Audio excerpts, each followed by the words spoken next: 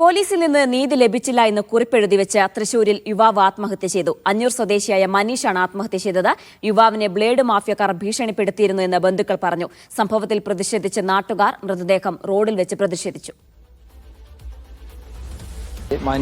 മനീഷിന്റെ റിലേറ്റീവിന്റെ തന്നെ ഒരു വണ്ടി അവന്റെ ഒരു ഫ്രണ്ടിന്റെ പക്കല് പണയം വയ്ക്കാൻ കൊടുത്തതാണ്. അപ്പോ അതിനുശേഷം അവന്റെ റിലേറ്റീവ് അതിന്റെ ഇൻട്രസ്റ്റ് കറക്റ്റ് കൊടുത്തിരുന്നില്ല എന്നാണ് മനീഷ് പറഞ്ഞതായിട്ട് എനിക്ക് മനസ്സിലായിട്ടുള്ളത്. അപ്പൊ അതുകൊണ്ട് നിരന്തരം ആ ആള് വിളിച്ചിട്ട് മനീഷിനെ ശല്യം ചെയ്യും. 2-3 തവണ മനീഷിന്റെ കയ്യിൽ നിന്ന് എടുത്തിട്ടാണ് അതിന്റെ ഇൻട്രസ്റ്റും കാര്യങ്ങളും കൊടുത്തിരുന്നത്. മനീഷിനെ ഇങ്ങോട്ട് കൊണ്ടുപോയിട്ട് റൂമിൽ പൂട്ടിയിട്ട് നടക്കം ഇപ്പൊ ഈ മരിച്ചതിന് ശേഷമാണ് നമുക്ക് അറിയാൻ പറ്റിയിട്ടുള്ളത്. അപ്പൊ അതിന്റെ ഒരു മാനസിക വിഷമത്തിലും ആ പൈസ മൊത്തത്തില് അയാൾ കൊടുത്തുകൊള്ളാന്ന് അയാൾ ഒരു ഏറ്റെടുക്കണ പോലെ ചെയ്തുകൊണ്ടാണ് അതിന്റെ ഒരു മനോവിഷമത്തിലാണ് ഇത് ചെയ്തിട്ടുള്ളതാണ് എനിക്ക് മനസ്സിലാക്കാൻ കഴിഞ്ഞിട്ടുള്ളത്.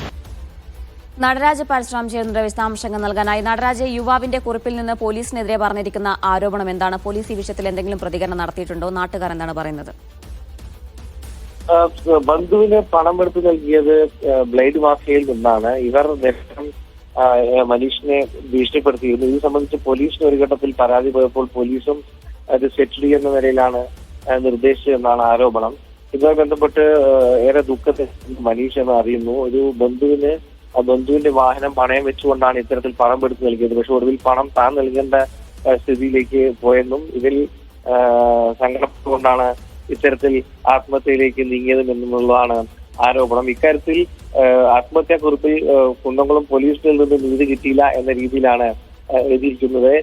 അതുപോലെ തന്നെ സംഭവത്തിൽ കുറ്റക്കാർക്കെതിരെ നടപടിയെടുക്കണമെന്ന് ആവശ്യപ്പെട്ടുകൊണ്ടാണ് നാട്ടുകാർ മൃതദേഹം റോഡിൽ വെച്ച് പ്രതിഷേധിച്ചത്. കുറ്റക്കാർക്ക് നടപടിയെടുക്കണമെന്നാണ് ആവശ്യം. എന്തായാലും യുവാവിനെ ബ്ലേഡ് മാഫിയക്കാർ ഭീഷണിപ്പെടുത്തിയിരുന്നു എന്ന കാര്യം വ്യക്തമാണ്. ഇക്കാര്യത്തിൽ ബന്ധുവിന്റെ ഭാഗത്തു നിന്നോ അല്ലെങ്കിൽ ബ്ലേഡ് മാഫിയയുടെ ഭാഗത്തുനിന്നോ പോലീസിന്റെ ഭാഗത്തുനിന്നോ വീഴ്ചയുണ്ടോ എന്ന കാര്യം അന്വേഷിക്കണം എന്നാണ് നാട്ടുകാർ ആവശ്യപ്പെട്ടത്. എന്തായാലും പ്രതിഷേധം തൽക്കാലം അവസാനിപ്പിച്ചിട്ടുണ്ട്. പക്ഷേ പോലീസ് ഇക്കാര്യത്തിൽ തുടർ നടപടികൾ സ്വീകരിച്ചു വരികയാണ്. ശരി, നടരാജാണ് വിശദാംശങ്ങൾ നൽകിയത്.